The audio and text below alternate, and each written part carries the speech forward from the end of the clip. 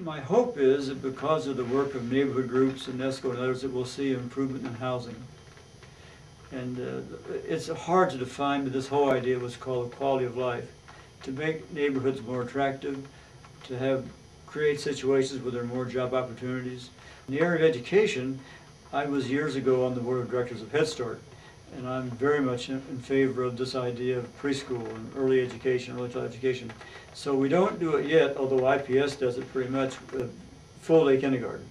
In addition to that, what we ought to do, and some IPS does this, but not all, many countries around the world, kids at age 4 are in school.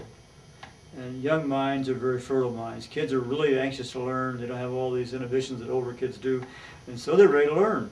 I think that all of us want to be involved, whether we're 6, 16, or 60.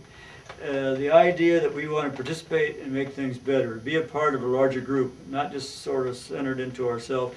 But I think people want to be involved, and so the question is, how do they get invited? How are people encouraged to be involved? I think at school, the kids could work in like neighborhood cleanup programs and environmental programs to make the neighborhood better, cleaner, safer. Of course, I'm involved in politics. I'd like to see more young people involved in politics, volunteering election day to pass out materials, to register voters, to make phone calls, to get people involved.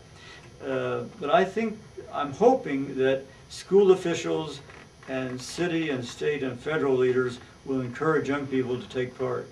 Young people have a lot of talent and tons of energy, and we could sure use both, the talent and the energy.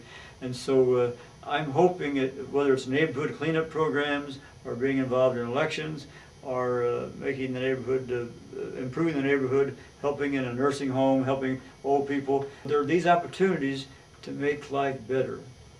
And so that can be done, but we need adults to encourage young people to be involved. We ought to say to young people, you're important too. You are the future. We want you to be involved.